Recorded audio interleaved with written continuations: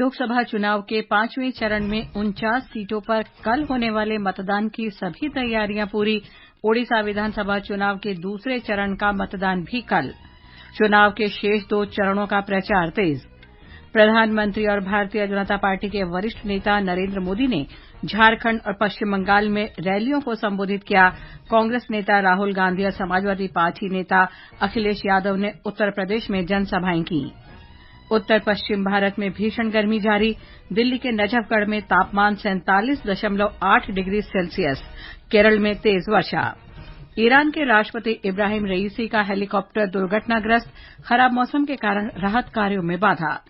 और जापान में विश्व पैरा एथलेटिक्स चैंपियनशिप में भारत के निषाद कुमार ने ऊंची कूद में रजत पदक और प्रीति पाल ने दौड़ में कांस्य पदक जीता।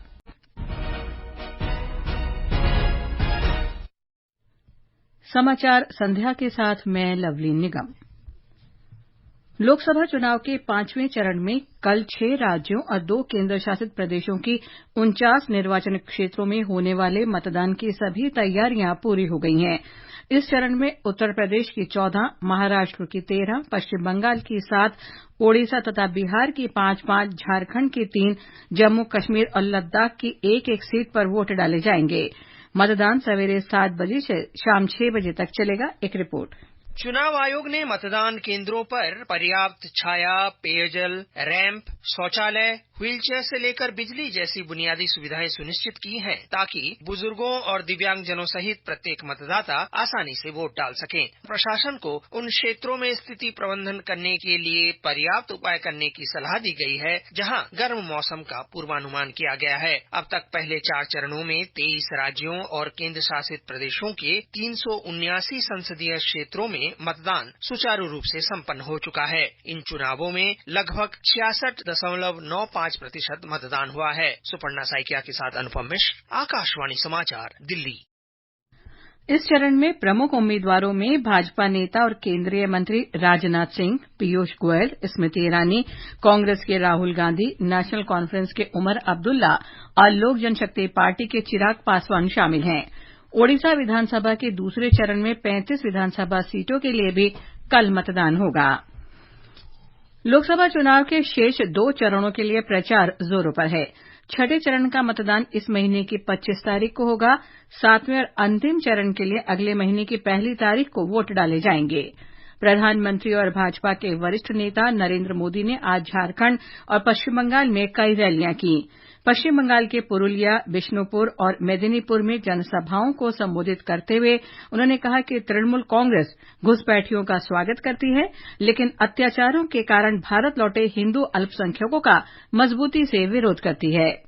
मैंने वादा किया था, मैं इन शरणार्थी परिवारों को नागरिकता दूंगा। ये देश और बंगाल के विभाजन के समय से हमसे उम्मीद लगाए हुए है। ये हमारे भाई बहन है, लेकिन टीएमसी इनकी मदद का विरोध कर रही है, सीएए का विरोध कर रही है। श्री मोदी ने कहा कि तृणमूल कांग्रेस राज्यों की अनुसूचित जातियों, अनुसूचित जनजातियों और अन्य पिछड़ा वर्गों के बारे में कुछ नहीं सोचती। वो कांग्रेस की तरह धार्मिक आधार पर आरक्षण के पक्ष में है। झारखंड के जमशेदपुर में चुनावी सभा को संबोधित करते हुए श्री मोदी ने कहा कि देश के विकास के लिए कारोबारी बहुत महत्वपूर्ण है। कांग्रेस की आलोचना करते हुए उन्होंने सवाल उठाया कि अगर वे तथा उसके सहयोगी दल कारोबारियों और निवेशकों का विरोध करते रहेंगे तो युवाओं को रोजगार कैसे मिलेगा। इस बीच श्री मोदी 2 दिन की ओडिशा यात्रा पर आज शाम भुवनेश्वर पहुंचे। प्रधानमंत्री ने पुरी में श्री जगन्नाथ मंदिर जाएंगे और कल सुबह रोड शो में शामिल होंगे। इसके बाद प्रधानमंत्री अंगुल और कटक में रैलियों को संबोधित करेंगे। ओडिशा के मुख्यमंत्री और बीजू जनता दल प्रमुख नवीन पटनायक ने केओंझर और भद्रक में जनसभाएं की। उन्होंने कहा कि पिछले 24 साल में उनकी सरकार ने अनेक कार्य किए। उनका कल भुवनेश्वर में विशाल रोड शो का भी कार्यक्रम है। भाजपा के वरिष्ठ नेता और केंद्रीय मंत्री अमित शाह ने आज एनडीए उम्मीदवारों के समर्थन में पश्चिम चंपारण निर्वाचन क्षेत्र के बेतिया में जनसभा को संबोधित किया। श्री शाह ने आरोप लगाया कि आईएनडीआई गठबंधन आरक्षण और संविधान के मुद्दे पर लोगों को गुमराह कर रही है। श्री शाह ने कहा कि कांग्रेस के नेता पाकिस्तान के परमाणु बम के बारे में दहशत फैलाकर कायराना राजनीति कर रहे हैं। उन्होंने कहा कि पाकिस्तान के कब्जे वाला कश्मीर भारत का अभिन्न अंग है और एक दिन वो फिर से भारत में मिल जाएगा।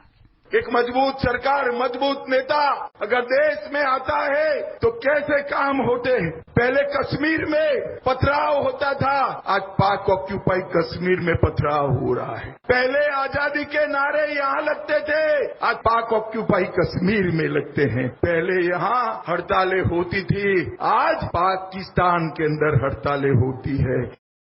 जनता दल यूनाइटेड अध्यक्ष और मुख्यमंत्री नीतीश कुमार ने वैशाली, गोपालगंज और सीवान निर्वाचन क्षेत्रों में रैलियों को संबोधित किया। राष्ट्रीय जनता दल नेता तेजस्वी प्रसाद यादव ने सीवान और महाराजगंज संसदीय क्षेत्रों में जनसभाएं की। उन्होंने आरोप लगाया कि भाजपा और उसके सहयोगी विभाजनकारी राजनीति कर रहे हैं। उत्तर प्रदेश में लोकसभा चुनाव के छठे और सातवें चरण के लिए प्रचार चरम पर है। भाजपा के वरिष्ठ नेता और गृह मंत्री अमित शाह ने आज प्रयागराज के फूलपुर में चुनावी रैली को संबोधित करते हुए आईएनडीआई गठबंधन पर निशाना साधा। उन्होंने कहा कि देश की जनता नरेंद्र मोदी को तीसरी बार प्रधानमंत्री के रूप में देखना चाहती है। भाजपा के अन्य वरिष्ठ नेता और मुख्यमंत्री योगी आदित्यनाथ ने आजमगढ़ और प्रयागराज के फूलपुर में चुनावी रैली को संबोधित किया। उन्होंने कहा कि आज आजमगढ़ की पहचान बदल चुकी है। रोजगार की तलाश में युवाओं का पलायन कम हुआ है। उधर कांग्रेस नेता राहुल गांधी और समाजवादी पार्टी अध्यक्ष अखिलेश यादव ने इलाहाबाद निर्वाचन क्षेत्र में संयुक्त जनसभा को संबोधित किया। राहुल गांधी ने कहा कि हमारी सरकार बनने पर हम किसानों का कर्जा माफ करेंगे। हिंदुस्तान के किसानों को पहली बार अनाज के लिए, शुगर केन के लिए, आलू के लिए, कपास के लिए गारंटी करके कानूनी मिनिमम सपोर्ट प्राइस और कर्जा माफ हमारी सरकार करने जा रही है। वहीं अखिलेश यादव ने युवाओं से रोजगार देने का वादा किया। इन बीजेपी वालों ने सब परीक्षा रद्द करा दी। हम आपको भरोसा दिला के जा रहे हैं, नौकरी के साथ साथ सम्मान का रोजगार मिलेगा और जो इन्होंने अग्निवीर व्यवस्था लाई है हमेशा हमेशा के लिए खत्म हो जाएगी। बहुजन समाज पार्टी प्रमुख मायावती ने मऊ में जनसभा में घोसी लोकसभा सीट से अपनी पार्टी के उम्मीदवारों को जिताने की अपील की। देश भर के राज्यों और केंद्र शासित प्रदेशों में प्रमुख निर्वाचन क्षेत्रों की जानकारी की श्रृंखला में आज हम बात कर रहे हैं झारखंड की लोकसभा सीट रांची की।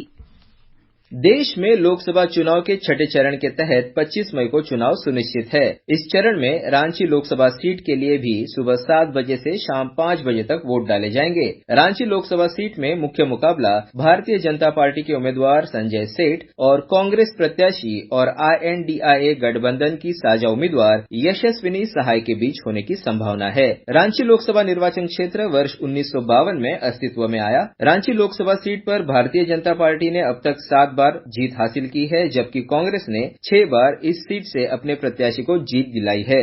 रांची संसदीय क्षेत्र अंतर्गत कुल मतदाताओं की संख्या 21,88,000 के ऊपर है। इनमें पुरुष मतदाताओं की संख्या 11,93,000 से अधिक है, जबकि महिला मतदाताओं की संख्या 10,80,000 के ऊपर है। इस संसदीय क्षेत्र अंतर्गत 6 विधानसभा क्षेत्र आते हैं। इनमें रांची, हटिया, कांके, इच्छागढ़, सिल्ली और खिजरी विधानसभा क्षेत्र शामिल है। कुणाल शिंदे, आकाशवाणी समाचार, रांची।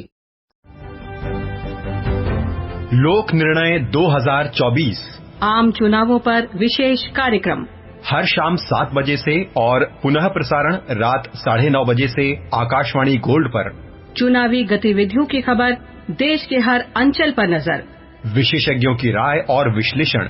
दुनिया के सबसे बड़े लोकतंत्र के चुनावी पर्व में सुनिए लोक प्रसारक के साथ लोक निर्णय 2024। ये समाचार आकाशवाणी से प्रसारित किए जा रहे हैं। ताजा समाचार जानने के लिए आप हमारे Twitter handle @AIR News Hindi को फॉलो कर सकते हैं। ये आकाशवाणी है। ईरान के राष्ट्रपति इब्राहिम रईसी और वरिष्ठ अधिकारियों को ले जा रहा हेलीकॉप्टर आज उत्तर पश्चिमी क्षेत्र में दुर्घटनाग्रस्त हो गया। ईरान की सरकारी न्यूज एजेंसी इरना ने इस खबर की पुष्टि की है। अभी तक हताहतों या घायलों के बारे में कोई खबर नहीं है। राष्ट्रपति रईसी अजरबैजान की सीमा के निकट बांध के उद्घाटन समारोह से लौट रहे थे। पश्चिमोत्तर भारत में भीषण गर्मी की स्थिति बनी हुई है। दिल्ली के नजफगढ़ में आज अधिकतम तापमान 47.8 डिग्री सेल्सियस दर्ज किया गया। राष्ट्रीय राजधानी के अधिकतर क्षेत्रों में अधिकतम तापमान 45 से 47 डिग्री सेल्सियस के आसपास दर्ज किया गया। ये सामान्य से 4 से 6 डिग्री अधिक है। राजस्थान के थार रेगिस्तान में अधिकतम तापमान 50 डिग्री सेल्सियस के ऊपर जाने की भी जाना जाता है। वरिष्ठ मौसम वैज्ञानिक आरके जेनामणि ने बताया कि मौसम विभाग ने दिल्ली, हरियाणा, पंजाब और पश्चिम राजस्थान के लिए रेड अलर्ट जारी किया है। मौसम विज्ञान विभाग जो अलर्ट जारी किया है, जो heat wave to severe heat wave है, वो राष्ट्रीय राजधानी दिल्ली है, पंजाब, हरियाणा, राजस्थान, उत्तर प्रदेश और उसी के साथ साथ मध्य प्रदेश का जो इलाका है उसमें गर्मी से भारी गर्मी होगा। इसलिए ऑरेंज और रेड अलर्ट जारी हुआ है। रेड अलर्ट राजस्थान के लिए है, पंजाब हरियाणा के लिए है। 2 से 3 दिन अभी सीवियर हीट वेव रहेगा। तापमान जो है 45 प्लस यानी काफी जगह में ये इलाका में रिकॉर्ड किया जाएगा। मौसम विभाग ने राजस्थान, पंजाब, हरियाणा, चंडीगढ़ और दिल्ली के अधिकतर हिस्सों में बुधवार तक भीषण गर्मी की स्थिति जारी रहने का अनुमान व्यक्त किया है। केरल में तेज बारिश हो रही है। मौसम विभाग ने राज्य में अगले 7 दिन तक बादल गरजने और बिजली चमकने के साथ तेज बारिश जारी रहने का अनुमान व्यक्त किया है। पतनमथिट्टा, आलपुझा, कोट्टायम और इडुक्की जिलों में अगले 3 दिन के लिए रेड अलर्ट जारी किया गया है। तिरुवनंतपुरम, कोल्लम और एर्नाकुलम जिलों के लिए ऑरेंज अलर्ट जारी किया गया है, जबकि शेष 7 जिलों के लिए येलो अलर्ट जारी किया गया है। ये समाचार हमारी वेबसाइट newsonair.gov.in/हिंदी और हमारे mobile app news on AIR पर भी उपलब्ध हैं। ये आकाशवाणी है। प्रधानमंत्री नरेंद्र मोदी ने कहा है कि उनकी सरकार सुशासन पर मुख्य ध्यान देती है। टेलीविजन चैनल से साक्षात्कार में श्री मोदी ने कहा कि केंद्र सरकार ने रेलवे को आधुनिक बनाया और बुनियादी ढांचे का निर्माण किया। उन्होंने जन केंद्रित सुशासन के मंत्र पर बल दिया। प्रधानमंत्री ने कहा कि भारत औद्योगिक क्रांति में आगे बढ़ने के चरण में है। उन्होंने इस बात पर बल दिया कि कृषि को वहनीय बनाने के लिए औद्योगिक नेटवर्क का विकेंद्रीकरण महत्वपूर्ण है। जापान के कोब में विश्व पैरा एथलेटिक्स चैंपियनशिप में आज भारत के निषाद कुमार ने रजत और प्रीति पाल ने कांस्य पदक जीता। निषाद ने 1.99 मीटर की ऊंची छलांग लगाकर पुरुषों के हाई जंप में T47 वर्ग में दूसरा स्थान हासिल किया। प्रीति पाल ने महिलाओं की T35 वर्ग की 200 मीटर दौड़ में 30.49 सेकंड का समय लेकर कांस्य पदक हासिल किया। हैदराबाद में आईपीएल क्रिकेट में सनराइजर्स हैदराबाद ने पंजाब किंग्स को 4 विकेट से हरा दिया है। गुवाहाटी में कोलकाता नाइट राइडर्स और राजस्थान रॉयल्स का मैच बारिश के कारण अभी शुरू नहीं हो सका है। अंत में मुख्य समाचार एक बार फिर। लोकसभा चुनाव के 5वें चरण में 49 सीटों पर कल होने वाले मतदान की सभी तैयारियां पूरी। ओडिशा विधानसभा चुनाव के दूसरे चरण का मतदान भी कल। चुनाव के शेष 2 चरणों का प्रचार तेज। प्रधानमंत्री और भारतीय जनता पार्टी के वरिष्ठ नेता नरेंद्र मोदी ने झारखंड और पश्चिम बंगाल में रैलियों को संबोधित किया। कांग्रेस नेता राहुल गांधी और समाजवादी पार्टी नेता अखिलेश यादव ने उत्तर प्रदेश में जनसभाएं की। उत्तर पश्चिम भारत में भीषण गर्मी जारी। दिल्ली के नजफगढ़ में तापमान 47.8 डिग्री सेल्सियस। केरल में तेज वर्षा। इसके साथ ही समाचार संध्या का ये अंक समाप्त हुआ। नमस्कार।